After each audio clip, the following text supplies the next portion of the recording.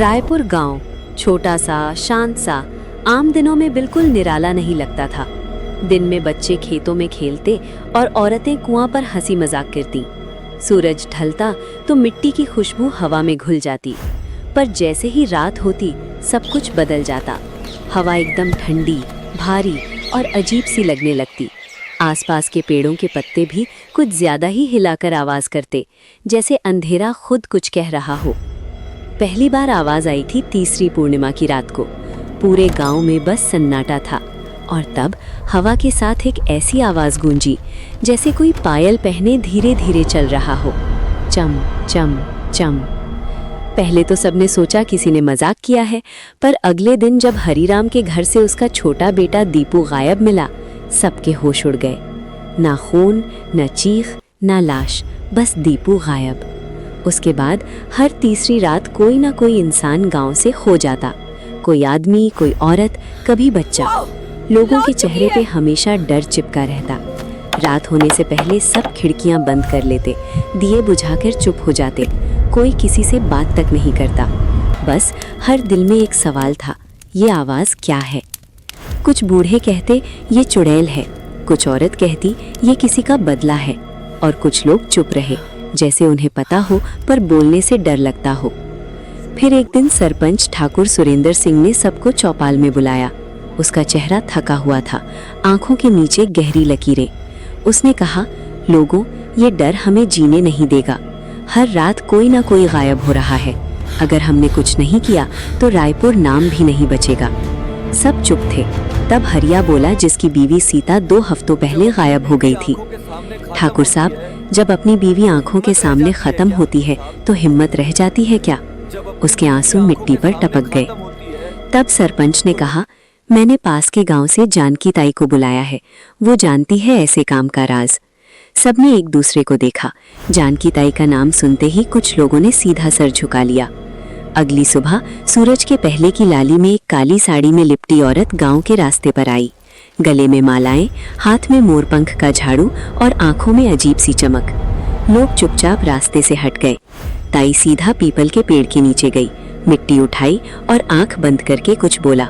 फिर उसने कहा, ये जमीन सूखी नहीं है, इसने दर्द पिया है। सबके दिल ठंड पड़ गए। ताई ने कहा, मुझे उन घरों में ले चलो जहां लोग गायब हुए हैं।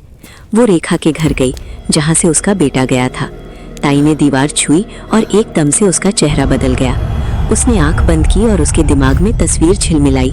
एक औरत चिल्ला रही थी, गले पर हाथ, चीख और खून। ताई ने जोर से सांस ली और बोली, ये चुड़ैल नहीं, जुल्म की आत्मा है। सब लोग एक दूसरे को देखने लगे। तब एक बूढ़ी औरत, राधा बुआ, धीरे से बोली, 10 साल पहले एक लड़की थी, पूनम, खूबसूरत, मासूम और प्यारी। सबके घर में मदद करती थी, सबकी बेटी जैसी थी। पर शादी के बाद जब माँ नहीं बन पाई तो लोग कहने लगे कि उस पर शैतान का साया है। बुआ ने आंसू पोंछे। एक रात उसे पीपल के पेड़ के नीचे ले गए, जादू टोना का इल्जाम लगाकर मार दिया। तब से आवाज शुरू हुई।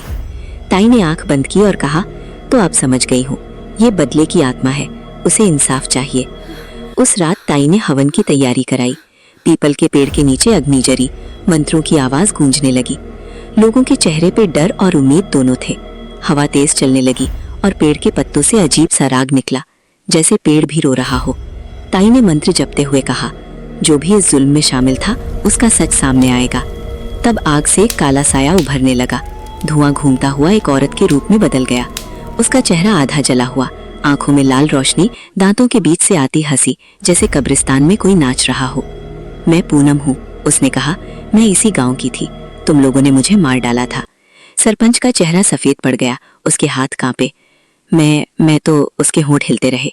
पूनम चीखी, मुझे माँ बनना था, पर तुम लोगों ने मुझे शैतान बना दिया। अब हर घर से एक बलि चाहिए। हवा में बिजली सी चमकी और आग तेज हो गई। लोग चिल्लाने लगे। ताई ने मंत्र उच्चारा। पूनम का साया ताई के सामने रुका। मुझे मुक्ति चाहिए, पर पहले दोषियों को सजा। ताई ने कहा, सच्चा पछतावा ही मुक्ति दे सकता है। तब सरपंच आगे बढ़ा। उसके हाथ जले हुए थे, आंखों में आंसू। पूनम, मेरी जान ले ले, गलती मेरी थी, मैंने तुझे बचाया नहीं। पूनम की आंखें नर्म हुई। तुम समझ गए तो मैं जाऊंगी। ताई ने मंत्र पढ़े और आग एकदम से नीली चमक में बदल गई। हवा रुक गई, पेड़ के पत्ते ठहरे और धुआं हवा में घुल गया। सुबह हुई और सब कुछ शांत था। पूनम का साया गायब हो चुका था। ताई ने कहा, अब रायपुर आजाद है, पर याद रखना पाप कभी मिटता नहीं, सिर्फ चुप हो जाता है। वो चलती गई और उसके पीछे एक कौवा उड़ता रहा। कुछ दिन बाद सब कुछ नॉर्मल लगने लगा। बच्चे खेलने लगे और लोग हंसने लगे। पर एक शाम एक लड़की ने मिट्टी खोदते हुए कुछ देखा। एक पुरानी पायल जंग लगी हुई उसने उठाई और उसी वक्त हवा तेज चलने लगी।